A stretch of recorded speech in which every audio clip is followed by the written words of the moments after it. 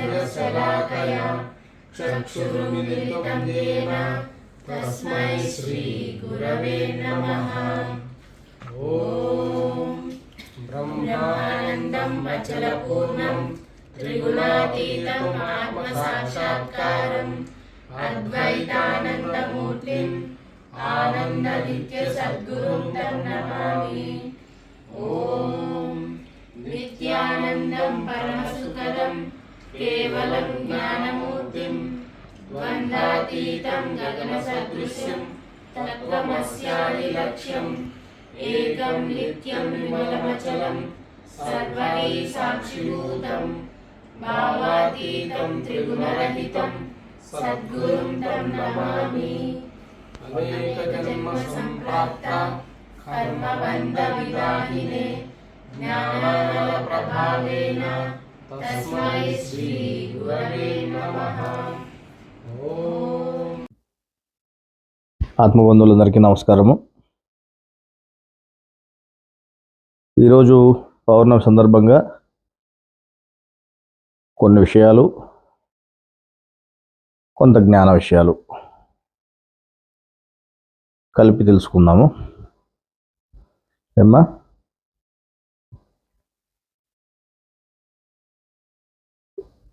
అంటే జ్ఞాన విషయాలు అనకుండా మామూలు విషయాలు కూడా అన్నీ కలిపి చెప్పాల్సి వచ్చింది. ఎందుకంటే ఈ మధ్యకాలంలో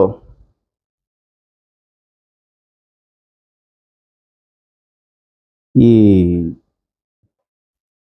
కాలకర్మ చక్రాలు ధరించి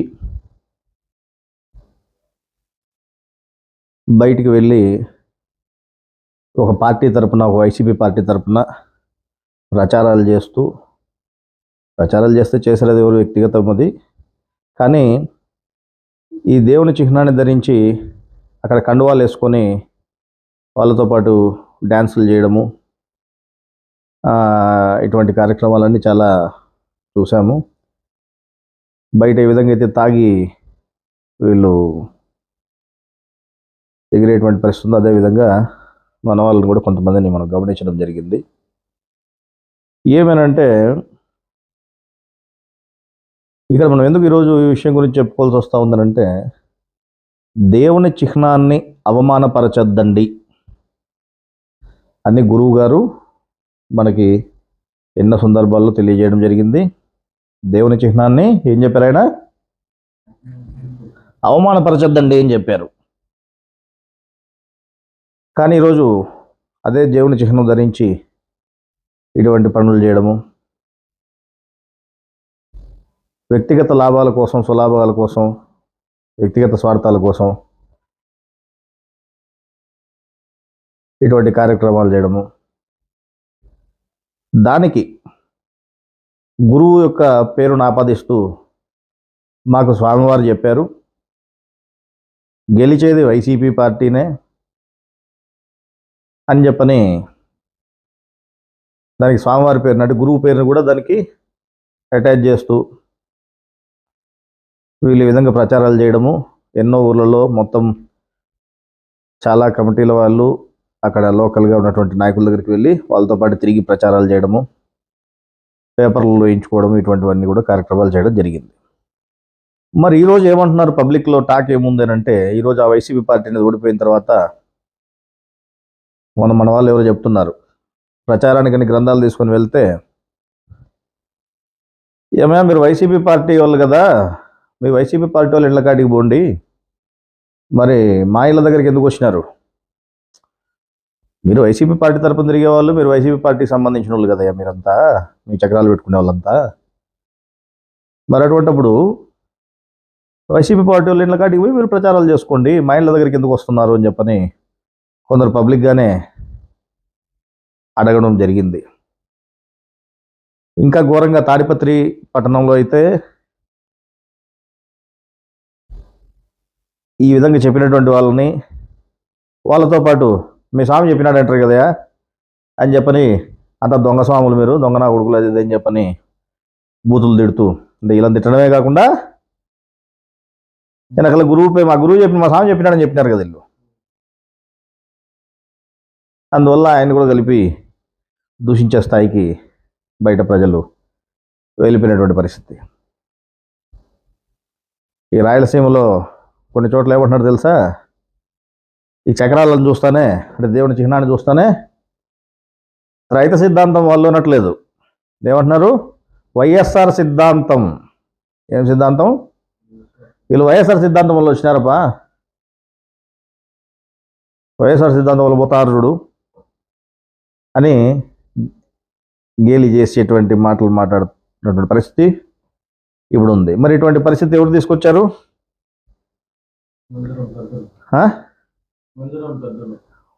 పెద్దలు దండిగా చెప్తారులే, మీరే తింటున్నారు కడుపుకి. వాళ్ళు దండిగా చెప్తారు పెద్దలు, ఇది జ్ఞానమా పాడా లేకపోతే ఇది ప్రపంచ విధానమా ఇంకోటి వీళ్ళు వాళ్ళ ఎవరు స్వార్థం కోసం చెప్తా ఉండేదా, ఎవరి లాభాల కోసం చెప్తా ఉండేది, ఇంకోటి అని ఆలోచన చేయాలా లేదా? మీరు మందిరం దగ్గరికి గురువు దగ్గరికి ఏ ఉద్దేశంతో పోయినారు? మీరు జ్ఞానం అనేది తెలుసుకోవాలా, ముక్తి కావాలా మాకు అంటే దేవుని దగ్గరికి మనం చేరుకోవాలనేటువంటి ఆలోచనతోనా మీరు పోయిండేది? లేదంటే ఇటువంటి పనులు చేయడానికి? ఇది కూడా దేవుని సేవే. ఇది వైసీపీ పార్టీ తరఫున ప్రచారం చేసేది కూడా దేవుని సేవే అని ఎవడో చెప్పినాడు అనుకో పనికిమాలుడు, అది గుడ్డిగా నమ్మమని ఎవరు చెప్పారు మిమ్మల్ని? మీరు గుడ్డిగా నమ్మడమే కాకుండా మీరు ఇటువంటి పనులన్నీ చేసి ఈరోజు లాస్ట్కు ప్రజలు ఈ దేవుని చిహ్నాలని చూసి చిహ్నం పెట్టుకునే వాళ్ళని చూస్తేనే చీదరించుకునేటువంటి పరిస్థితికి తీసుకొచ్చారు. చీదరించుకోవడమే కాకుండా రైతు సిద్ధాంతం అనట్లేదు, వైఎస్ఆర్ సిద్ధాంతము అని మాట్లాడుతున్నారు రాయలసీమలో అయితే ఏకంగా.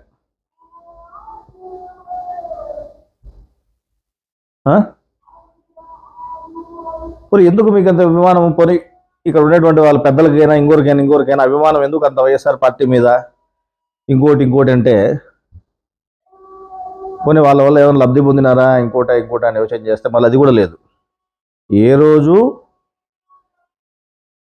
జ్ఞానానికి కానీ దేవుని మందిరానికి కానీ ఈ వైసీపీ పార్టీ వాళ్ళు కానీ ఇంకోరు కానీ ఉపయోగపడింది ఎక్కడా లేదు. క్రితము ఎలక్షన్ల ముందు లోకల్గా ఉండేటువంటి నాయకులతో అంటే జేసీ వాళ్ళతో మనకి ఇక్కడ గొడవైనప్పుడు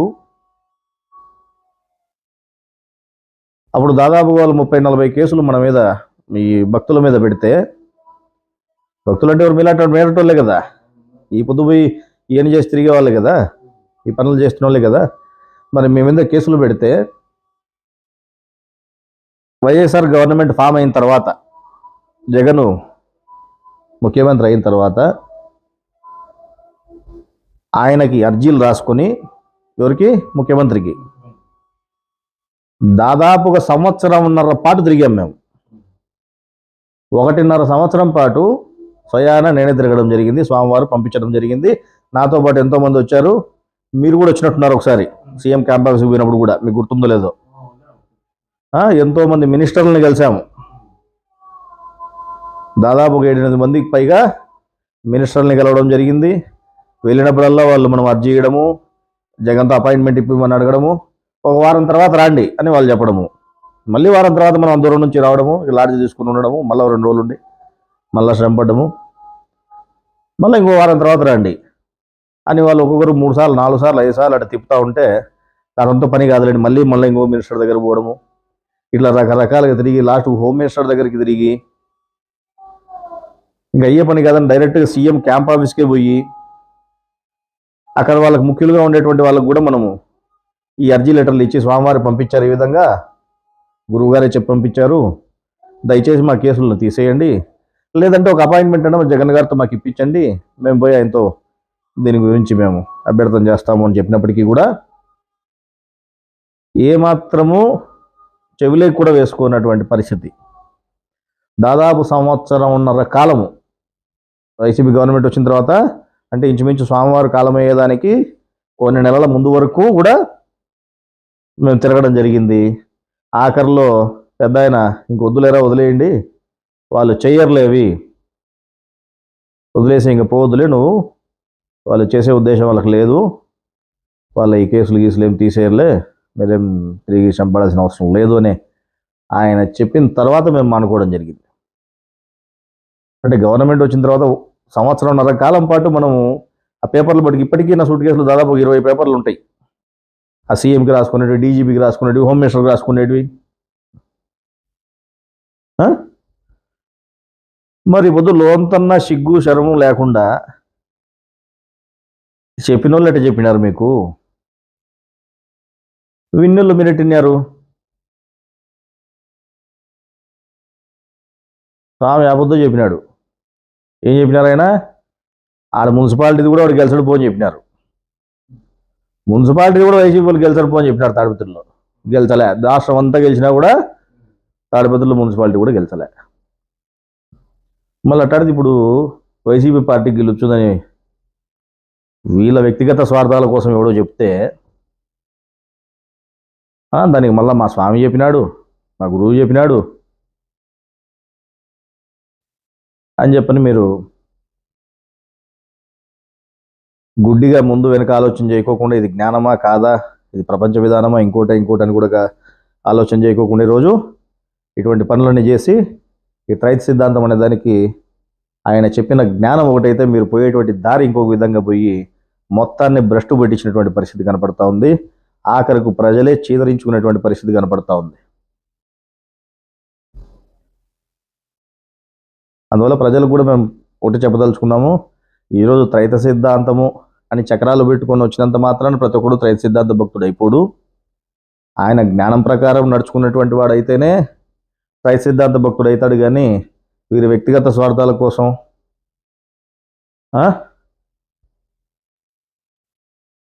మనుషుల్ని హింసించిన వాళ్ళు ఉన్నారు, లేరా ఈ చక్రాలు పెట్టుకున్న వాళ్ళు, మనుషుల్ని కిడ్నాపులు చేసిన వాళ్ళు ఉన్నారు,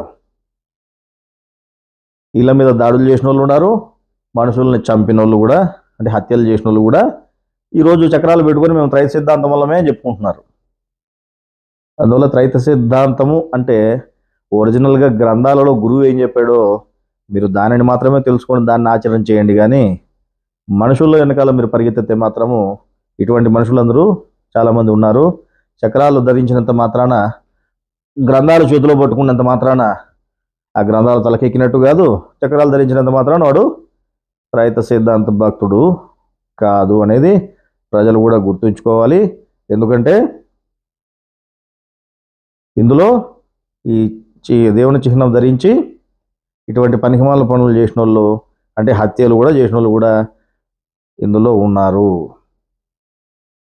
అందువల్ల వీళ్ళు చెప్పిన మాటలు విని ప్రజలు కూడా చాలామంది ఏం చేశారంటే ఈసారి అబ్బా వాళ్ళ స్వామి చెప్పినాడంట కాబట్టి వీళ్ళు చెప్తున్నారు, వీళ్ళు చక్రాలు పెట్టుకున్న వాళ్ళు త్రైత సిద్ధాంతంలో చెప్పినారంటే అది కరెక్ట్గా ఉంటుంది, వీళ్ళు చాలా కరెక్ట్గా ఉండేవాళ్ళు అని చెప్పని అనుకుని ఈరోజు ఏం చేశారంటే చాలామంది వైసీపీ పార్టీనే గెలుస్తుంది అని వీళ్ళు చెప్పిన మాటలు నమ్మి కొన్ని లక్షల రూపాయలు బెట్టింగులు కట్టుకోవడం కూడా జరిగింది.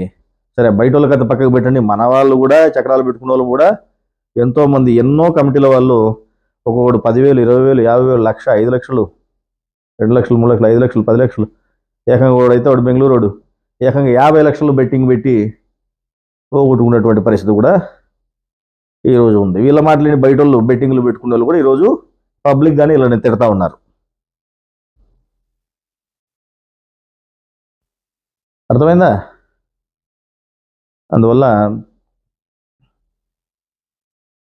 మరి మేము ఈ విషయాలని చెప్తా ఉంటే కొందరికి బాధ కలగచ్చు. బాధ కలిగి మీరు ఎలా మాట్లాడుతున్నారు, మా మనోభావాలు దెబ్బతిన్నాయి, ఇంకోటి అని మీరు మాట్లాడచ్చు. ఇక్కడ మీ మనోభావాలు ముఖ్యం కాదు, గురువు చెప్పినటువంటి జ్ఞానం అనేది ముఖ్యము. ఆ జ్ఞానం ప్రకారం మనం నడుచుకోవాలి. ఆ జ్ఞానం ప్రకారం జ్ఞానం ఏ విధంగా ఉంటే ఆ విధంగా మన మనోభావాల్ని మార్చుకోవాలి. మన మనోభావాల్ని ఆ జ్ఞానం ఏ విధంగా ఉంటే ఆ విధంగా మనం మార్చుకోవాలి. కానీ గుమ్మడికాయలు దొంగేవాడు అంటే భుజాలు తడుముకున్నట్టు ఇది మమ్మల్ని అన్నాడు, అది మమ్మల్ని అన్నాడు, మా పేరు చెప్పకపోయినా మమ్మల్ని అన్నాడు. మిమ్మల్ని అన్నాడని మీకు అనిపిస్తూ ఉందంటే మీరు ఏదో తప్పు చేసినట్టే కదా. మీ తప్పును సరిదిద్దుకోవడానికి ప్రయత్నం చేయండి, కానీ ఇటువంటి దేశభావాలు ఇంకోటి పెంచుకోవడం వల్ల మీకు ఏ ప్రయోజనము లేదు. సరే, ఈ భక్తులుగా ఉన్నటువంటి వాళ్ళకు కూడా నేను ఒక విషయం తెలుసుకున్నాము. మరి ఎందుకు ఈ విధంగా వారు చెప్పిన వెంటనే వీరు నమ్మి వాళ్ళ మాటల్ని, అక్కడ ఉన్నటువంటి వాళ్ళు ఎవరో ఒకరు ఇద్దరు ముగ్గురు వాళ్ళు చెప్పారో, లేకపోతే వీళ్ళలోనే వీళ్ళు పుట్టించుకున్నారో తెలీదు, ఆ స్వామి చెప్పినాడు, లేదా ఇప్పుడు ఉండేటువంటి స్వామి ఎవడో చెప్పినాడు, జలంధర స్వామి చెప్పినాడు, లేకపోతే యుగంధర స్వామి చెప్పినాడు, ఇంకోటి చెప్పినాడు అని చెప్పేసరికి నమ్మి ఇటువంటి పనికిమాల పనులను చేసి ఈరోజు దేవుని చిహ్నాన్ని, గురువుని అవమానపరిచినటువంటి పరిస్థితి కనపడతా ఉంది. దానివల్ల ఎంతో పాపం అనేది మీరు మూటగట్టుకునేప్పటికే ఇప్పటి నుంచైనా జాగ్రత్త పడండి. నమ్మకము అనేది ఎంతటి వాళ్ళైనా మోసం చేస్తుంది అని స్వామివారు చెప్పారు. అర్థమైందా? మీరు గుడ్డిగా నమ్మద్దండి. మీరు గుడ్డిగా నమ్మకం పెట్టుకోవడం వల్ల, మీరు గుడ్డిగా విశ్వాసం పెట్టుకోవడం వల్ల ఏ ప్రయోజనము లేదు. అర్థమవుతుందా? స్వామివారి విషయం ఎప్పుడో చెప్పారు, ఒక మీటింగ్లో కూడా చెప్పారు. బహుశా ఆ మీటింగు పేరు నాకు గుర్తులేదు, కానీ మీటింగ్లో కూడా చెప్పడం జరిగింది. ఒక ఆయన ప్రత్యేకించి ఒక ఆయన పేరు ప్రస్తావించి కూడా చెప్పారు. ఆయన ఇంతకుముందు ఒకసారి మనం చెప్పిండు, అమ్మకు ముద్దుల కొడుకని. అంటే ఎవరికి? మాయకి.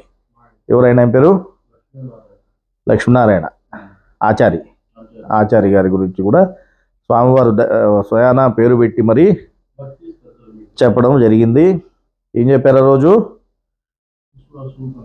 మాకు ఇంకా ఎక్కువ విశ్వాసం ఉంది, ముస్లింల కంటే ఎక్కువ నమ్మకం నాకుంది, వాళ్ళకంటే ఎక్కువ విశ్వాసం నాకుంది అంటే, నీకు అదే ఆచారనే ఏమేమో ఈయన ఆచార్య ఇట్లా అంటున్నాడు, ముస్లింల కంటే నాకు ఇంకా ఎక్కువ నమ్మకం ఉంది 10% అని చెప్పని అంటున్నాడు. ఏం ఆచార్య, నిన్ను ఒప్పుకుంటాడా దేవుడు? ఏంటికి ఒప్పుకుంటాడా నిన్ను అని ఆయన అడగలేదా? ఏంటికి ఒప్పుకుంటాడు నిన్ను? నీకు నమ్మకం ఉన్నంత మాత్రం ఒప్పుకుంటాడా? నీకు విశ్వాసం ఉన్నంత మాత్రం ఒప్పుకుంటాడా? ఏంటికి ఒప్పుకుంటాడు? నువ్వు ఇటుండి రోజు సేవ చేస్తావని ఒప్పుకుంటున్నాడా? నువ్వు పొద్దున సాయంకాలం పూజ చేస్తావని ఒప్పుకుంటాడా? నువ్వు పూజలు చేసినా ఒప్పుకోడు, నువ్వు ఎన్ని ప్రదక్షిణలు చేసినా ఒప్పుకోడు, నువ్వు ఎన్ని పూర్ల దండాలు పెట్టినా ఒప్పుకోడు దేవుడు అని చెప్పలేదా?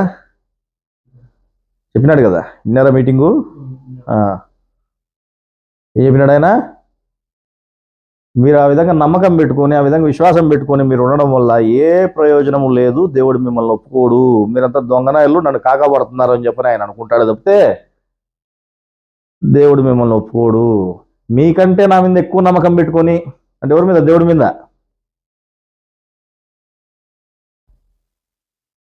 ఎక్కువ విశ్వాసం పెట్టుకొని మనం ఆయన పనే చేస్తున్నాము, ఆయన కోసమే మనం చచ్చిపోతాము, కాబట్టి ఆయన కోసమే మనం ఈ సేవ, ఆయన సేవ ఇది, ఇంకోటి అనే నమ్మకాన్ని నువ్వు పెట్టుకొని బెల్ట్ బాంబులు కట్టుకొని పేల్చుకొని చచ్చిపోయే వాళ్ళు కూడా ఉన్నారు. అంత నమ్మకం పెట్టుకొని వాడు చచ్చిపోతానే కూడా వాడిని కూడా నేను ఒప్పుకోలేదు అని అక్కడ చెప్పడం జరిగింది. అందువల్ల మీ నమ్మకాన్ని, మీ విశ్వాసాన్ని దేవుడు ఒప్పుకోడు. ఎవరికి ఒప్పుకుంటాడు? నెలకోసారి పౌర్ణానికి మనం అడిగి పోయి వచ్చే ఒప్పుకుంటాడా? పోయి ముక్కొని వచ్చే, లేదా నెలకోసారి పోయి క్రమం తప్పకుండా సమాధి కాడ దండం పెట్టుకొని వచ్చే దేవుడు ఒప్పుకుంటాడా?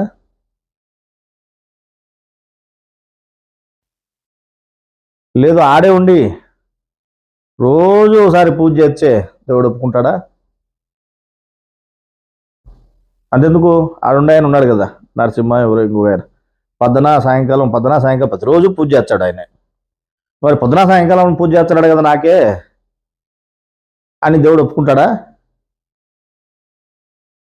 నువ్వు సమాధిని కలుసుకుని కూర్చో అన్నే, ఆయన కూడా దేవుడు ఒప్పుకోడు. ఎవరు చెప్పిన మాటలు? మనం చెప్పిన మాటలా, గురువు చెప్పిన మాటలా? గురువు చెప్పిన మాటలే.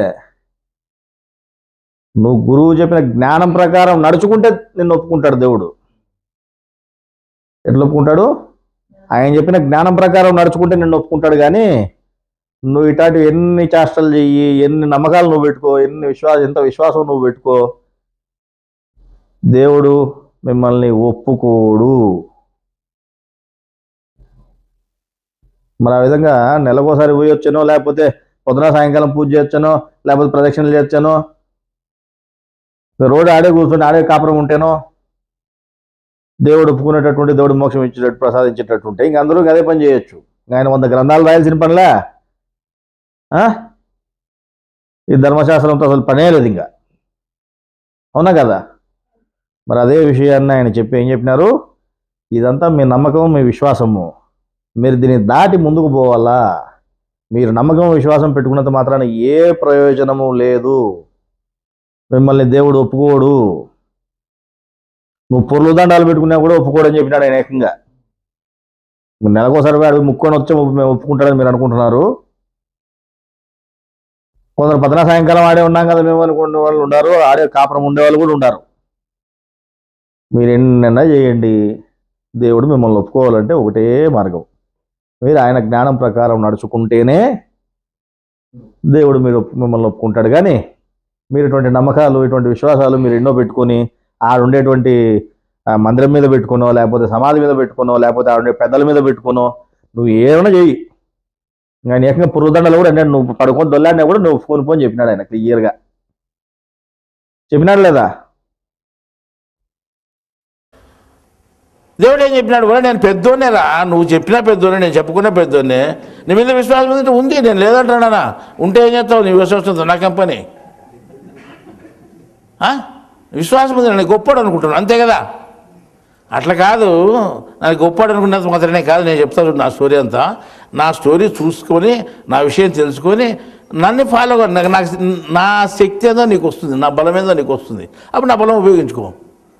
డబ్బు విలువ వస్తుంది, నీకు పనికి వస్తుంది, డబ్బు నీకు ఉపయోగపడుతుంది. అప్పుడు నా శక్తి నీకు ఉపయోగపడుతుంది. నువ్వు ఏమైనా ఖరీదు చేయొచ్చు, ఎంత సుఖాన్ని నవ్వించు. అప్పుడు నువ్వేమైనా కష్టాలు పోగొట్టుకోవచ్చు, నువ్వు ఎట్లయినా బతకచ్చు. దేవుని శక్తిని నువ్వు సంపాదించుకో, నా శక్తిని నువ్వు సంపాదించుకో. నన్ను గొప్పడైన పొగిడినంత మాత్రం నీకేం రాదు. నేను చెప్పాను, ఆడ పోయి కృష్ణుడు ఉన్నాడు, మీరు ప్రార్థన చేస్తారు, ముక్కుతారు, పూజలు చేస్తారు, కొబ్బరికాయలు కొడతారు, ఏమేమో చేస్తారు, చేయండి. ఆయన ఏమనుకుంటాడు, ఇంత మోసం నాయలు వీళ్ళు కాకపడతాడని అనుకుంటాడు. వీళ్ళు పక్క పోతే మళ్ళీ మన దిక్కు కూడా చూడరు, వీడు ఉన్నప్పుడు మాత్రం ఇట్లే ఇంకొంటారు. వీళ్ళ మాటలు నమ్మకూడదు మనము అని వీళ్ళకి బాగా ఎంతనా పొగుడు. ఆయన దగ్గర శ్లోకాలు చెప్పు, పద్యాలు చెప్పు, ఏమన్నా చెప్పు, వాళ్ళు మాత్రం అనుకునేది అంతే. నేను మొదటి నుండి చెప్తున్నాను, ఏం ప్రయోజనం లేదు, మేము ఎంత ప్రార్థన చేసినా ఏం ప్రయోజనం లేదు. ఆయన జ్ఞానం తెలుసుకోండి, అది ప్రయోజనం. ఆయన చెప్పిన జ్ఞానం తెలుసుకోండి, ప్రయోజనం. అట్ట పొగిడే తెట్టుకుంటే, పూజ చేస్తుంటే ఆయన జ్ఞానం మాకు చెప్పాల్సిన పనే లేదు. భగవద్గీత ఎందుకు చెప్పాలా? ఇట్లా మొక్కుంటున్నా సరిపోతా అనొచ్చు కదా. ఖురాన్ ఎందుకు చెప్పాలి? ఆయన మీరు ఇట్లా నమాజ్ చేసుకుంటున్నాడు, దినామంటే చెప్తే సరిపోతా? ఒక నమాజ్ ఒకటి సరిపోతుంది, అయిపోయింది. ఇంకా అయిపోయింది. మీరు అవి చేసినారనుకో నాకేం లాభం వస్తుందని అడుగుతాడు ఆయన. మీరు చేసినారనుకో, మీరు పూజలు చేసినారనుకో, లేదా ఇవన్నీ ఆచరించారనుకో, నాకేం లాభం వస్తుంది? అట్లా మీరు అవి చేస్తే సరిపోతే కూడా నేను ఖురాన్ గ్రంథం చెప్పాల్సిన పనిలే, ఇట్లున్నాడు ఇట్లున్నా చెప్పాల్సిన పని లేదు. అంత పెద్ద ఖురాన్ చెప్పాల్సిన పని అవసరమే లేదు. జ్ఞానం ఏంటికి? ఇంకా నువ్వు పూజలు చేసుకొని కొబ్బరికాయలు కొట్టి నమస్కారం చేసి 2 దళాలు చేస్తే భక్తి అయిపోతే ఇంకా అదే చాలనుకుంటే భగవద్గీత చెప్పాల్సిన పని లేదు. ఈ చర్చలు మీరు ప్రార్థన చేస్తే ఇంకా చాలా అదే అనుకుంటే బైబిల్ చెప్పాల్సిన అవసరమే లేదు. ఈ దైవ గ్రంథాలతో మనకు పనే లేదు. సరే, దైవ గ్రంథాలు ఏం చెప్పారు? దైవ గ్రంథాలు ఏం చెప్పారు మనకు? నన్ను తెలుసుకోండి, నా జ్ఞానం తెలుసుకోండి అని చెప్పారు. చెప్పలేదా? చెప్పండి. ప్రతి దైవ గ్రంథంలోనూ అదే ఉంది. నన్ను తెలుసుకోండి, నా జ్ఞానాన్ని తెలుసుకోండి, నా జ్ఞానాన్ని అనుసరించండి. ఒకసారి చెప్పాడు, నా గ్రంథాన్ని మీరు పవిత్రుడైతేనే ముట్టుకోగలేదు, లేదా ముట్టుకోలేదని చెప్పాడు. పవిత్రుడైతేనే నా గ్రంథాన్ని తాకగలుగుతారు, లేదా తాకలేరని చెప్పారు. ఏందయ్యా భగవద్గీత దైవ గ్రంథం, మేము ముట్టుకునే కదా అని అనొచ్చు. లేదా బైబిల్ దైవ గ్రంథం మేము ముట్టుకున్నాము, ఖురాన్ కూడా దైవ గ్రంథం అంటే కూడా ఖురాన్ మేము కూడా ముట్టుకునేది మేము ముట్టుకున్నాం కదా. మనం ముట్టుకునే వాళ్ళ పవిత్రుడేనా అంటే నేను పవిత్రుడేనా అని ఇంకో ప్రశ్న చూడన్నా. కానీ ఆయన ఏం చెప్పినాడు? భౌతికంగా బుక్కును కాదు దాంట్లో ఉండే జ్ఞానాన్ని ముట్టుకోలేమని చెప్పినాడు. నీకు అర్థం కాదని చెప్పినాడు. అర్థమైందా? చూడండి, నా జ్ఞానం ఒకటి ఎవరికి అర్థం కాదు, మూర్ఖుని అపవిత్రునికి ఎవరికి అర్థం కాదు. పవిత్రంగా ఉండేవానికే నా జ్ఞానం అర్థమైంది. అప్పుడు నన్ను ముట్టుకునేటోడు, నా గ్రంథాన్ని ముట్టుకున్నట్టు, నా గ్రంథంలో ఉండే జ్ఞానాన్ని ముట్టుకున్నట్టు. అర్థం కానంత వరకు నా జ్ఞానం అర్థం కాలేదు కదా, వాడు ఎట్ట ముట్టుకుంటాడు, ముట్టుకునేట్టు మనకి చేరినట్టే అది అని చెప్పినాడు దేవుడు. ఇప్పుడు మనకి ఏమి కావాలి అంటే, ఏ మతస్థునికైనా కానీ, అంటే హిందువుకి కానీ, ముస్లింకి కానీ, లేదా క్రైస్తవునికి కానీ ఏం అవసరం మనకు అని అంటే, విశ్వాసం ఉంది మనకు. సంపూర్ణ విశ్వాసులు ఉన్నారు, అసంపూర్ణ విశ్వాసులు ఉన్నారు, కొద్ది మాత్రం విశ్వాసులు కూడా ఉన్నారు. సరే, కొద్దిగా ఉండేవాళ్ళు పెద్దగా చేసుకోండి, పెద్దగా ఉండేవాళ్ళు ఇంకా పెద్దగా చేసుకోండి, పూర్తి విశ్వాసులుగా ఉండండి. అయినా కానీ లాభం లేదు. విశ్వాసంతోనే మనకు పని అయిపోదు, విశ్వాసంతోనే దేవుడు ఒప్పుకోడు. నేను పూర్తి విశ్వాసిని, నువ్వు ముస్లిం అంటే కానీ ఆయన ఖురాన్ గ్రంథంతో నీకు పని లేదని చెప్పాల్సిన అవసరం లేదు. ఖురాన్ గ్రంథం మనం పఠించాలి, అందులో ఆయన ఏం చెప్పినాడో మనం అనుసరించాలి. అట్లాగే భగవద్గీత పూజలతో సరిపోయి అనుకుంటే భగవద్గీత చదివిన పని లేదు. భగవద్గీత చదివిన తర్వాత పూజలు చేయమన్నాడు, అక్కడ ఏం చేయమన్నాడు చూసుకో. నువ్వు ఈ రోజైతే ఏమి చేస్తున్నావు పనికిరావు అని చెప్పినాడు ఆయన. భగవద్గీతలో అదే చెప్పినది. ఈ రకంగా దేవుని జ్ఞానం మనకు తెలియాలి అంటే ఇప్పుడు ఏం చేయాలి? ఇప్పుడు సరేలే విశ్వాసం పనికిరాదా, మళ్ళీ ఏం కావాలి? మనం అసలైన పాయింట్కి వచ్చాం. ఉన్నాడు మన లక్ష్మీనాచార్య ఉన్నాడు, నాకు అందరికంటే విశ్వాసం ఉంది, ముస్లింల కంటే రోంత ఎక్కువ ఉంది నాకు అన్నాడు ఆయన. సరే అట్టే కానీ లేప్ప అని చెప్పినాం. ముస్లింల కంటే ఎక్కువ ఉంది అట్టే కానీ దేవుడు నిన్ను బాగా ఒప్పుకుంటాడు. నన్ను ఒప్పుకుంటాడు. ఏంటికి ఒప్పుకుంటాడు? ఏమని ఒప్పుకుంటాడు? విశ్వాసం ఉందని ఒప్పుకుంటాడు, అంతే కదా. అంతకంటే ఏమి ఒప్పుకోడు ఆయన. నేను చెప్పినట్టు వింటే నేను పూర్తి ఒప్పుకుంటా అన్నాడు. ఆయన చెప్పినట్టు విన్నావా? ఆయన చెప్పినట్టు వినలే, నువ్వు చెప్పినట్టు ఆయన చెప్పించాడు. ఆయన చాలా ఉంది అంటే నువ్వు చాలా ఉంది అంటున్నాడు ఆయన. అట్టే కానీ నాకేం పోతుంది అని అంటున్నాడు. ఏముంది? విశ్వాసం ఉంది. చాలా ఉంది అంటే చాలా ఉంది. ఎవరు లెక్కలో కూడా చాలా ఉంది అనుకుంటున్నాడు. సరే అట్లే కానీ ఎవరు అన్నారు? ఆయనకేం నష్టం వస్తుంది? చాలా ఉంది. కానీ నీకేం లాభం వస్తుంది, ఆయనకేం లాభం వస్తుంది? నీకేమీ లాభం రాదు. నీకు దేవుని జ్ఞానం తెలియబడదు, దేవుని జ్ఞానంలో శక్తి నీకు రాదు. దేవుని జ్ఞానంలో శక్తి వచ్చింది అంటే ఏం చేయాలా? నీ కర్మలను క్షమించబడతాయి. దేవుడు క్షమాశీలుడు, దయామయుడు, అక్కడ వస్తాడనమాట. దేవుడు ఏమిటి క్షమాశీలుడు? నీ కర్మనల్ని లేకుండా చేసి నేను క్షమించి వేస్తాడు కాబట్టి, నీ దయగలుస్తాడు కాబట్టి, కర్మల్లో ఎక్కడా లేకుండా చేస్తాడు కాబట్టి ఆయన క్షమాశీలుడు. అర్థమైందా? ఎప్పుడు నా జ్ఞానం తెలుసుకున్న రోజు నేను క్షమాశీలుడు అవుతా. నువ్వు క్షమాశీలుడు కృపాశీలుడు అంటే నేను ఎందుకైతే నీ కృపా దాన్ని ఊరుతానండు. నేను ఒప్పుకోను, పొగడ్తలకు ఒప్పుకోను. నేను పొగడ్తలు లొంగేవాడు కాదు దేవుడు ఎప్పటికీ, ఏ పొగడ్తలు కూడా ఒకడు. అర్థమైందా? కాబట్టి దేవుడు ఏం చెప్తాడంటే నా జ్ఞానాన్ని తెలుసుకోండి అని చెప్పినాడు. ఇప్పుడు జ్ఞానాన్ని తెలుసుకోవాలంటే ఏం చేయాలి? ఖురాన్ గ్రంథంలో చాలా స్పష్టంగా ఉంది, శ్రద్ధ ఉండాలి. భగవద్గీతలో కూడా అదే చెప్పినారు, శ్రద్ధ ఉండాలి. బైబిల్లో కూడా ఇదే చెప్పారు, శ్రద్ధ ఉండాలి. విశ్వాసము అనేది కాకుండా దానికి తోడు శ్రద్ధ ఉండాలి. ఒకటి శ్రద్ధవాన్ లభతే జ్ఞానం అనే భగవద్గీతలో వాక్యం ఉంది. ఎవరికైతే శ్రద్ధ ఉందో దేవుని మీద వానికి జ్ఞానం లభిస్తుంది. దేవుని జ్ఞానం మీద ఎవరికైతే శ్రద్ధ ఉందో వానికి జ్ఞానం లభిస్తుంది. జ్ఞానం లభించిందనుకో, నహి జ్ఞానైన సదృశ్యం పవిత్రమిక విద్యతే అంటాడు ఆయన. అంటే దీనికంటే సమానమైంది లేదు, దీనికంటే పవిత్రమైంది లేదు. నీ కర్మలు పటాపంచలే కాలిపోతాయి. మరి అందువల్ల ఈరోజు అదే నమ్మకం, అదే విశ్వాసంతో గుడ్డిగా ఇంకెవరో మనుషులు చెప్పినారు, వాళ్ళు చెప్పినారు, స్వామి చెప్పినాడంట, ఇంకోటంట అని గుడ్డిగా ఇటువంటి యాది జ్ఞానము, యాది ప్రపంచ విధానము, ఇంకోటి అని ఆలోచన లేకోకుండా ఈరోజు దేవుని చిహ్నాన్ని, గురువును కూడా అవమానపరిచేటువంటి పరిస్థితికి ఈరోజు దిగజారడము జరిగింది.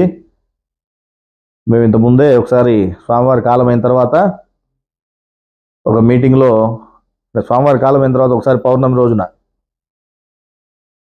2021లో అనుకుంటాను, మేము అక్కడ ఉన్నప్పుడు ఎవరో 2 మాటలు మాట్లాడండి అని చెప్తే మేము ఆ రోజు కూడా చెప్పడం జరిగింది. గురువు మనకి జ్ఞానం అనే ఒక 2 నిప్పురవ్వల్ని మన తలలో వేశాడు. ఆ నిప్పురవ్వల్ని మనము ఊపి ఇంకా మంట చేసుకుని, అంటే ఆ మంటను ఇంకా పెద్దగా చేసుకునేది పోనిచ్చి, మనం ఏమాత్రము శ్రద్ధ అనేది లోపించడం వల్ల మనలో ఈ విధంగా ఆ ఉన్నటువంటి నిప్పురవ్వలు కూడా మీకు బూడిద కప్పబడిపోతున్నాయి. ఇప్పటికైనా జాగ్రత్త పడండి, లేదంటే ఏ ప్రయోజనం లేదు. మాకు కొత్త జ్ఞానం కావాలా, మాకు కొత్త జ్ఞానం ఆల్రెడీ జ్ఞానం సంపూర్ణంగా ఆయన తెలియజేసిపోయినాను అని ఆయన చెప్తే, గ్రంథాల్లో ఎన్నో చోట్ల రాసి ఉంటే, మాకు కొత్త జ్ఞానం కావాలంటే నీకు ఉన్న జ్ఞానమే పైసా భాగంగా అర్థం కాలేదే మీకు. అర్థమైతే మీరు రోజు ఈ విధంగా నడుచుకుంటారా? వాళ్ళైనా పబ్లిక్గా మీటింగ్లోనే అంత పబ్లిక్గా చెప్పినా కూడా మీరు జ్ఞానం ప్రకారం నడుచుకుంటే నేను ఒప్పుకుంటాను, కానీ మీ విశ్వాసాలను పెట్టుకొని మీ నమ్మకాలు పెట్టుకుంటే నేను ఒప్పుకోనని ఆయన చెప్తే అదే విశ్వాసంతో అదే నమ్మకంతో మీరు గట్టిగా దృఢంగా నిలబడుకున్నాం మేమని అనుకుంటున్నారు, కానీ మరి ఆయన చెప్పిన జ్ఞానం ప్రకారం నడుచుకుంటున్నామా లేదని ఎవరైనా యోచన చేశారా?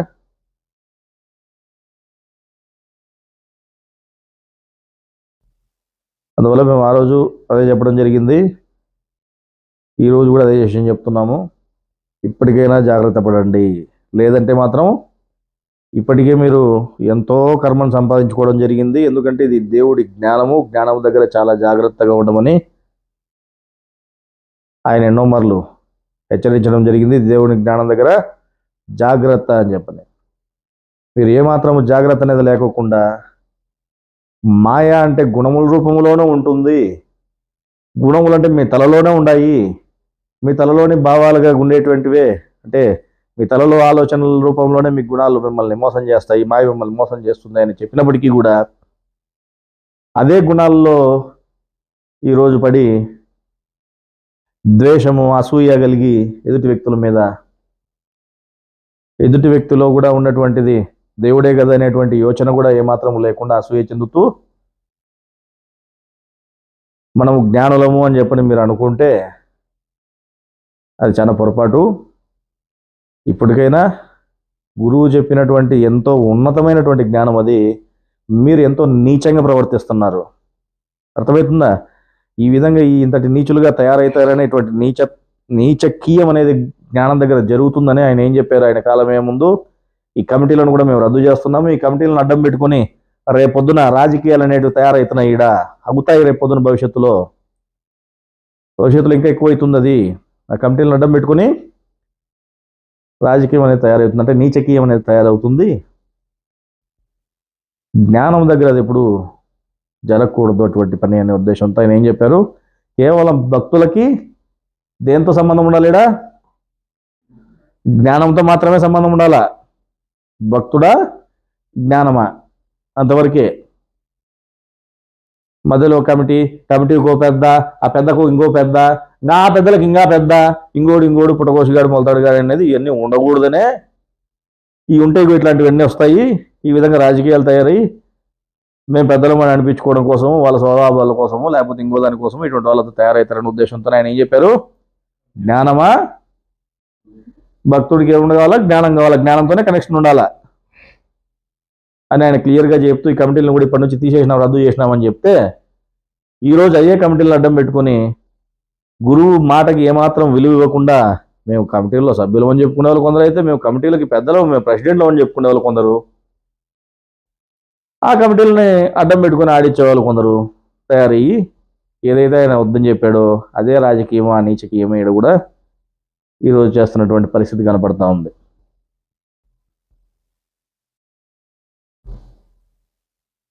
లాస్ట్కి ఏ విధంగా తయారయ్యారంటే, మొన్న ఒక ఆమె చెప్తుంది, ఏ ఊరు ఆమెది, ఎక్కడేదో కడప జిల్లా దగ్గర కదా, నువ్వు కమిటీలో ఉండి సభ్యత్వం కడితేనే, కమిటీలో ఉండి సభ్యత్వం కడితేనే నీకు శివయాత్ర చేస్తావు చచ్చిపోయినాక. నువ్వు సభ్యత్వం కింద కట్టకపోతే నీకు రేపొద్దు శివయాత్ర చేయడం చచ్చిపోయినాక చూడు. కాబట్టి నువ్వు ఖచ్చితంగా డబ్బులు కట్టాల్సిందే, కట్టకపోతే నీకు శివయాత్ర ఉండదు అని బెదిరించేటువంటి స్థాయికి రోజు ఈ కమిటీ ప్రెసిడెంట్లు, కమిటీలు తయారైనాయంటే దీని నీచకీయమనల్లా ఏమనాలి చెప్పండి, మీరే చెప్పండి.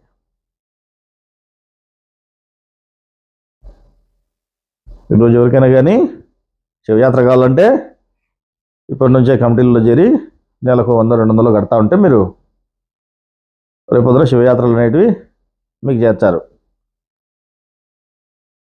అడ్వాన్స్ బుకింగ్, అంతే కదా. సరే, ఇంతసేపు మనము చెప్పుకునేదే కాకుండా మరి ఎందుకు ఈ విధంగా తయారవుతున్నారు మనుషులు ఎందుకు ఈ విధంగా తయారవుతున్నారు? ఎందుకు వీళ్ళలో ఇంతటి గుణాలు పనిచేస్తున్నాయి? ఎందుకు ఈ విధంగా మాయలో పడిపోతున్నారు? ఎందుకు గురువు అంతటి జ్ఞానాన్ని ముందర వచ్చి చెప్పినా కూడా వీళ్ళకి అది అర్థం చేసుకోలేని పరిస్థితులకి వెళ్ళిపోయి స్వలాభావాల కోసం పాకులాడుతున్నారు, కీర్తి ప్రతిష్టల కోసం రాకులాడుతున్నారు అని అంటే, కొంత మనం సమాచారం గ్రంథంలోంచి తీసుకుంటే, భగవద్గీత గ్రంథంలో దైవాసుర సంవద్విభాగ యోగం అనేటువంటి అధ్యాయంలో ఏం చెప్పారు? మనుషులు 2 రకాలుగా పుడుతున్నారు భూమి మీద అని చెప్పారు. మనుషులు ఎన్ని రకాలుగా పుడుతున్నారు? 2 రకాలుగా పుడుతున్నారు. దైవాంశ గలవారు, అదేవిధంగా రాక్షసాంశ గలవారు. అసురాంశ అంటే రాక్షసాంశ గలవారు అని చెప్పని 2 రకాలుగా మనుషులు ఉన్నారు. అంటే పుట్టే వాళ్ళందరూ కూడా 2 రకాలుగా ఉన్నారు. మరి ఎవరు రాక్షసాంశలో పుట్టినారో, ఎవరు దైవాంశలో పుట్టినారో, ఎవడు ఎట్టుంటాడు అనేది, గురువు ఏం చెప్పినాడు అనేది కొంత గమనిద్దాం.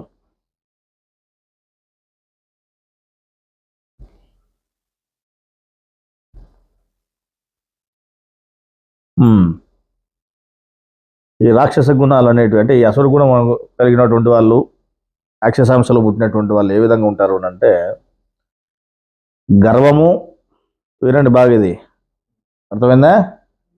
రాక్షసాంశలో పుట్టినటువంటి వాళ్ళు ఏ విధంగా ఉంటారు?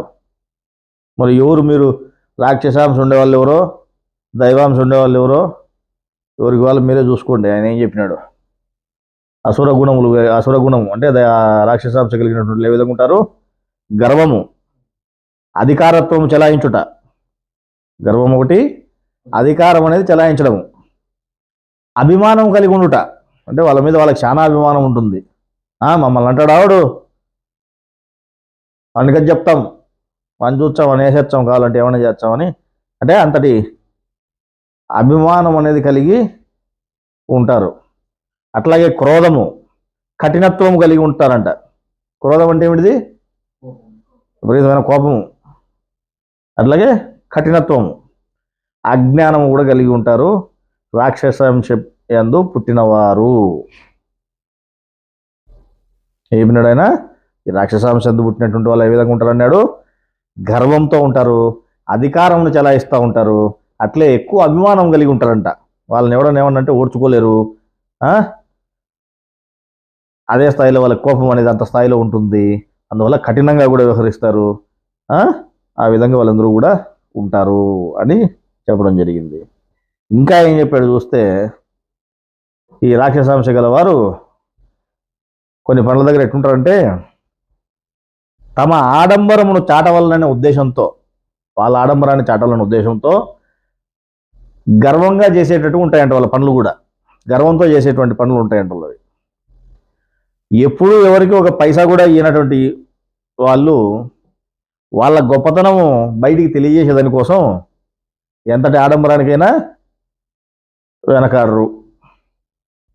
అర్థమైందా? ఎవరు వీళ్ళంతా? ఎవరు చెప్పినవి అన్నీ? గురువు చెప్పినవి. ఎక్కడ చెప్పినారు? భగవద్గీత గ్రంథంలోనే చెప్పినారు. ఇంకా ఏం చెప్పినారు? ఈ రాక్షసాంశ కలిగినటువంటి ఏమంటాడంట, నేను శత్రువుని చంపినాను, ఇతర శత్రువులను కూడా నేను చంపగలను, నేను అంత బలవంతుని, నాకు అంత బలం ఉంది, నన్ను ఎవడేం చేయలేడు, నాకు సమానులు ఎవడూ లేరు అను అజ్ఞాన భ్రమచే మోహితులైన వారు అనేక విధముల చిత్త విభ్రాంతి పరులు, అనేక విధములుగా చిత్తము వాళ్ళని లోపల విభ్రాంతికి గురి చేస్తూ మోహమును వలలో చిక్కి కోర్కెలను అనుభవించుట యందు ఆసక్తి గలవారి పాపము సంపాదించుకుని నరకమును అనుభవించుటకు పోతారు. వాళ్ళ దారిటు ఎటు పోతారు ఆఖరికి? నరకం అనుభవించే వైపే పోతారు. నేను ఆల్రెడీ నాకు శత్రువుగా ఉండవని నేను చంపేసిన, నేను ఇంకా ఎవడైనా ఇంకోటినైనా సరే చంపుతాం, ఎంతమందినే చంపుతాం. మాకు శత్రువులుగా ఉంటే ఎవరినైనా సరే మేము చంపుతాము. నేను అంత బలం మాకుంది, అంత బలశాలి, మాకు సమానులు ఎవరు లేరు. మాస్టర్ మైండ్ మాది, మాస్టర్ మైండ్. ఇంకోటి అనుకొని ఇక పనికి మాట్లాడితే ఏం చేస్తారు?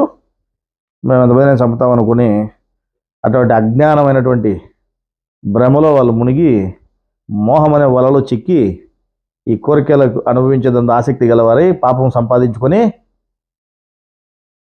నరకం అనుభవించుటకు పోతున్నారు. మాస్టర్ మైండ్ అని రాయలేదు అంటే వాళ్ళు ఆ స్థాయిలోనే చెప్పినాడు కదా, నా ఎంత దేవుడు ఇంకోటి లేడని చెప్పి అనుకుంటా ఉంటారండి. అంటే వాళ్ళు కొంతమంది ఉన్నారులే, మేము మాస్టర్ మైండ్లు అనుకునేవాళ్ళు, వాళ్ళ కోసం చెప్తున్నాం. దేవుడు ఏం చెప్పాడు ఈనండి. ఇది ఎవరి గురించి, మీరటారు గురించి చెప్పారా లేకపోతే ఎవరైనా గురించి చెప్పినాడా? కాబట్టి ఇప్పటికైనా ఒక మనిషి స్వభావం అనేది, అంటే మనిషి బుద్ధి అనేది ఎలా మారుతుంది? ఎందుకంటే రాక్షస బుద్ధులతో పుట్టిన వాళ్ళు అవి మారవు. స్వభావం అంటే పుట్టుకతో వచ్చినటువంటిది, పుట్టుకతో వచ్చినటువంటి భావము, పుట్టుకతో వచ్చినటువంటి బుద్ధి. అది మారాలంటే జ్ఞానముతోనే సాధ్యము. అర్థమైందా? కాబట్టి ఇప్పటికైనా మమ్మల్ని అంటున్నారు అనేది మీరు మానేసి, మరి ఇది గురువే చెప్పినటువంటిదే కదా, ఇది దేవుడు చెప్పినటువంటి మాటలే కదా, ఈ భగవద్గీతలో చెప్పినటువంటి మాటలే కదా. కాబట్టి ఆ లక్షణాలు మనకేమైనా ఉన్నాయా? మనకు అటువంటి లక్షణాలు ఉంటే మనం మార్పు చెందాలంటే ఎట్లా? జ్ఞానంతోనే సాధ్యము. కాబట్టి ఆ జ్ఞానాన్ని తెలుసుకొని మీరు మార్పు చెందేదానికి ప్రయత్నం చేయండి. అంతేగాని మమ్మల్ని అన్నాడు, మమ్మల్ని అంటాడా అని నీ అభిమానం నువ్వు కలిగి ఉండి మేము అధ్యక్షం ఇచ్చేస్తాం ఉంటాము అంటే అవన్నీ ఏం ప్రయోజనం లేదు. అర్థమైందా? సరే, ఇంకేం చెప్పినాడో చూద్దాం. ఆయన ఇదే రాక్షస గురించి. అట్టి అసుర జనులు అహంకారాజ్ఞులై ఉండి బలము, గర్వము, కామ, క్రోధమును ఆశ్రయించిన వారై తమ శరీరములందును ఇతరుల శరీరమందులో ఉన్నటువంటి నన్ను, అంటే ఎవరిని?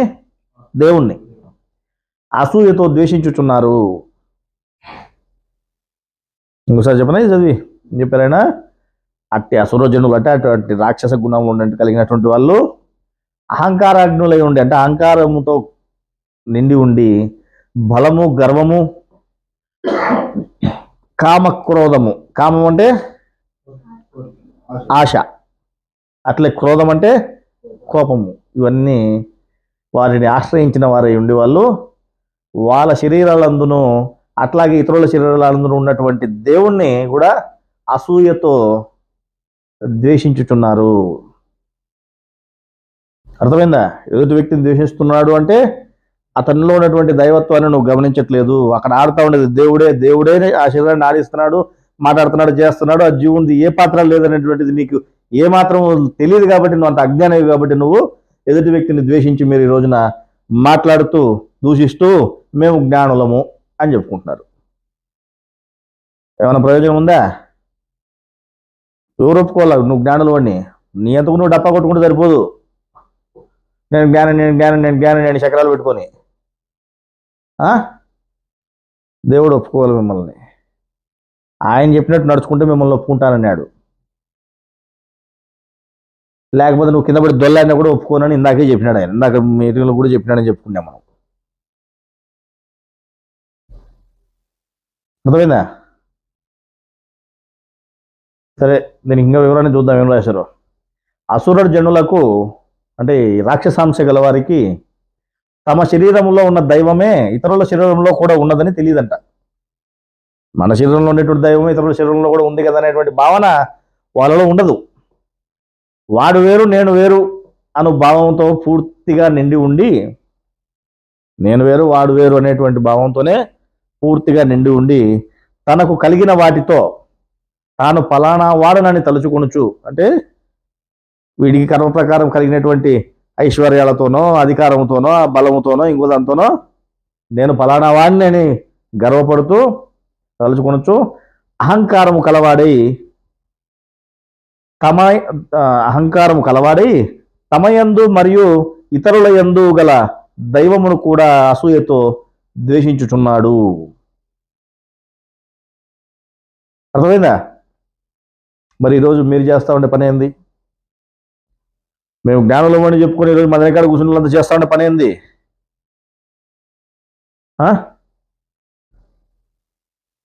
ఇప్పటికైనా మమ్మల్ని అంటున్నారు, మమ్మల్ని ద్వేషిస్తున్నారు, మమ్మల్ని దూషిస్తున్నారు, లేకపోతే మమ్మల్ని ఏదో అంటే మీరు అభిమానం మీరు కలిగి ఉండి మమ్మల్ని అంటారా, మమ్మల్ని తప్పుపడతారా అని అంటే ఇది మేమంటా ఉండేటివి కాదు, మేము చెప్తా ఉండేటివి కాదు, గ్రంథంలో గురువు చెప్పినటువంటి వాక్యాలను మీకు గుర్తు చేస్తున్నాము. మరి ఈ విధమైనటువంటి లక్షణాలు మీలో ఉన్నాయో లేదో మీరు పరిశీలన చేసుకోండి. మీలో ఉంటే మీరు మార్చుకోండి. మీరు మార్చుకోండి అంటే మీరు మార్చుకోవాలనుకునేంత మాత్రాన అవి మారవు. జ్ఞానం తెలుసుకోండి. గురువు చెప్పిన జ్ఞానాన్ని తెలుసుకొని దాని ప్రకారం ఆచరణ చేసేదానికి ప్రయత్నం చేయండి. అప్పుడు మీకు ఆ స్వభావం అనేది అంటే పుట్టుకతో వచ్చినటువంటి బుద్ధి అనేది మారేటువంటి అవకాశం ఉంది. తప్పితే ఇతరత్ర నువ్వు ఏ విధంగానూ మీరు మారే అవకాశం లేదు. ఈ కర్మలు సంపాదించుకొని లాస్ట్కి మీరు ఏమవుతారని చెప్పినాడు ఆయన, పాపం అనుభవిస్తూ నరకానికి పోయే దారిలో మీరు ఉండారు అని క్లియర్గా గురువు చెప్పబోయింది. అది అర్థమైందా? సరే, ఇంతసేపు మనం రాక్షసాంశ గల వాళ్ళ గురించి మనం మాట్లాడుకుంటామే. మరి ఇందులో 2 రకాలు ఉంటారని చెప్పినాం కదా, దైవాంశ గల వాళ్ళు కూడా ఉంటారు కదా. మరి వారి గురించి కూడా కొంతనే చెప్పుకుందాం. ఓ పాయింట్ అన్న ఏం చెప్పినాడు వాళ్ళ అంటే వీళ్ళకి వాళ్ళకి తేడా ఏముంటుందని దాని గురించి. దైవాంశ కలిగినటువంటి వాళ్ళు ఎవరు ఉంటారంటే దైవ గుణములు కలిగినటువంటి వాళ్ళు. రాక్షస గుణములు కలిగినటువంటి వాళ్ళేమో, రాక్షసాంశ అంటే ఏంది? అసుర గుణములు అంటే రాక్షస గుణములు కలిగినటువంటి వాళ్ళు. దైవాంశ అంటే దైవ గుణములు కలిగినటువంటి వాళ్ళు. వివరణ అర్థమైందా? అదే చెప్పారు భగవద్గీతలో. ఇక్కడ అసుర దైవ గుణములు కలిగిన వాళ్ళు ఏ విధంగా ఉంటారంటే అహింస, సత్యమునే పలుకుట, క్రోధము లేకుండుట. అంటే ఒకరి మీద ద్వేషం అనేది పెంచుకోరంట వీళ్ళు. క్రోధం లేకుండుట, అట్లాగే త్యాగము, శాంతి కలిగి చాడీలు చెప్పకుండుట. ఒకరి మీద చాడీలు చెప్పరంట వీళ్ళు. ఈ దైవ గుణములు కలిగినటువంటి వాళ్ళు. అసలు గుణములు కలిగినటువంటి ఏం చేస్తారు? అందరినీ 10 మందిని పిలుచుకొని మరి కూర్చోబెట్టుకొని వాడు ఇట్టటోడు ఇడటోడు, వాడు పనికి మొలడు ఇటు పనికి మొలడు, అట్ట పనులు చేసాడు ఇట్ట పనులు చేశాడు.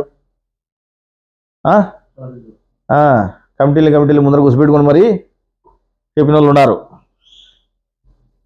కమిటీలో కూర్చొని పోయి మేము కమిటీ ప్రెసిడెంట్లుగా ఉన్నాం, మేము ఇటు పరిస్థితి ఇటోడు పలానోడు ఇటుంటోడు అంట, వాడు ఇటు అని చెప్పిన వాళ్ళు ఉన్నారు. మరి ఎవరు వచ్చారు? ఆ కేటగిరీ కిందకి వచ్చారు? మీరే చూసుకోండి ఆయన ఏం చెప్పినాడు. అర్థమైందా?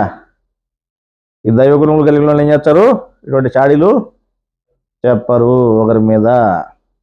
జీవరాశుల మీద దయ, విషయములందు ఆసక్తి లేకుండా ఉంటారు.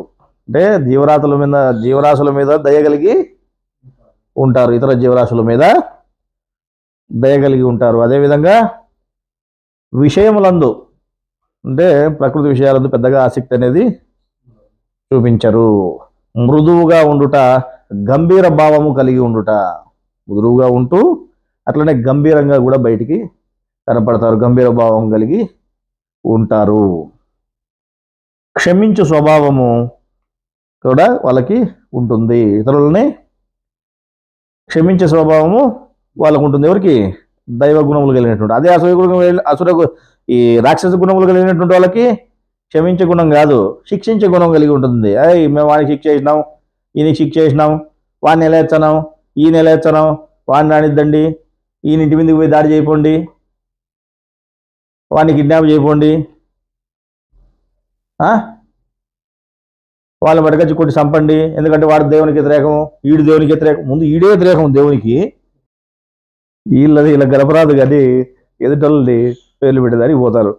అర్థమైందా?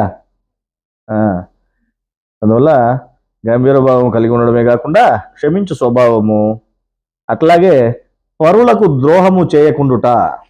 అంటే ఇతరులకి ద్రోహము చేయాలా అనేటువంటి భావాలు వాళ్ళలో ఉండవు. ఇతరులు ద్రోహం అనేది చెయ్యరు. అర్థమైందా?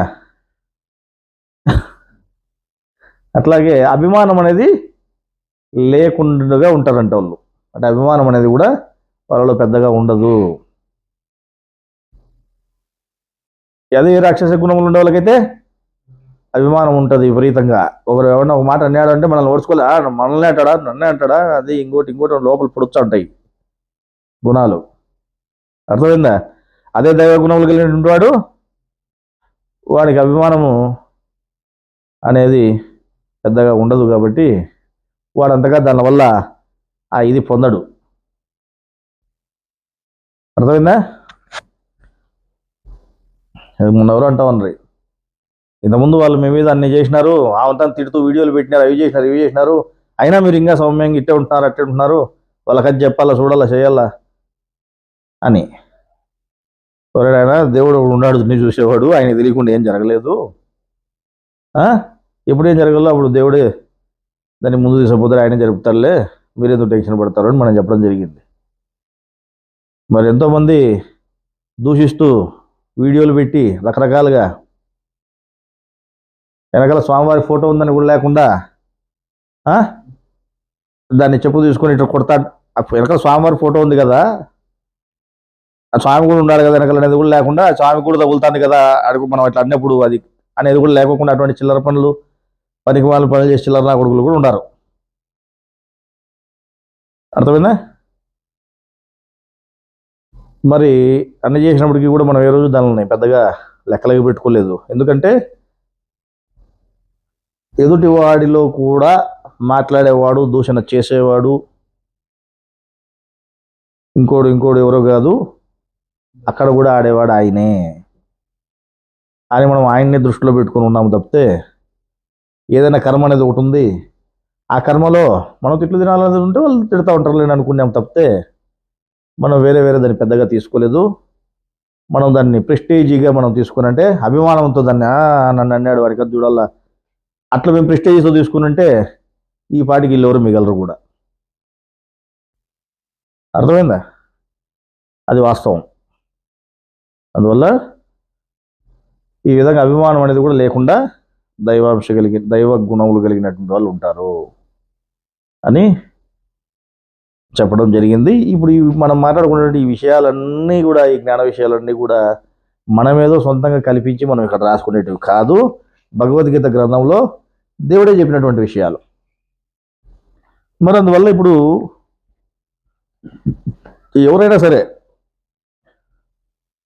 ఈ అభిమానం అనే దానికి లోనై మనల్ని అంటున్నారే అని మీ పేరు పెట్టకున్నా కూడా, మీ పేరు చెప్పకున్నా కూడా మమ్మల్నే అన్నాడు అని గుమ్మడికాయలు దొంగ మాదిరి భుజాలు తడుముకోకుండా, ఒకవేళ మిమ్మల్ని అన్నారని మీకు అనిపిస్తూ ఉంటే అది గురువు చెప్పినటువంటివి కదా, గ్రంథంలోని విషయాలు కదా, మరి ఆ విధంగా మనం నడుచుకుంటున్నాము అని అంటే మనం ఎక్కడైనా పొరపాటు పడుతున్నాము, మనకు నిజంగానే మనం కూడా అసుర గుణాల్లో అంటే రాక్షస గుణాల్లో మనం ఉన్నామా అనేటువంటిది మీరు యోచన చేసుకుని, ఎందుకంటే ఈ రాక్షస గుణాలు అనేటివి మీకు కర్మలను కలిగించి, అంటే లేని పాపాన్ని కలిగించి మీకు నరకానికి దారి చూపించి అటువైపు పంపించేటువంటి పనే చేస్తాయి అవి అని ఆయన చెప్పినారు. కాబట్టి మీరు దాని నుంచి తప్పించుకోవడానికైనా మీరు జాగ్రత్త పడి జ్ఞాన విషయాలని తెలుసుకొని, జ్ఞానంతో అయితే మీ బుద్ధి మారుతుంది, స్వభావం కూడా మారుతుంది, పుట్టుకతో వచ్చినటువంటి గుణాలు కూడా మార్పు చెందుతాయి ఈ జ్ఞానముతో అని ఆయన, ఆ జ్ఞానానికి అంత బలం ఉంది కాబట్టి, ఆయన గురువు చెప్పినాడు కాబట్టి ఇప్పటికైనా గ్రంథాల మీద ధ్యాస పెట్టి, గ్రంథాలలో ఏముంది, గురువు ఏం చెప్పినాడు,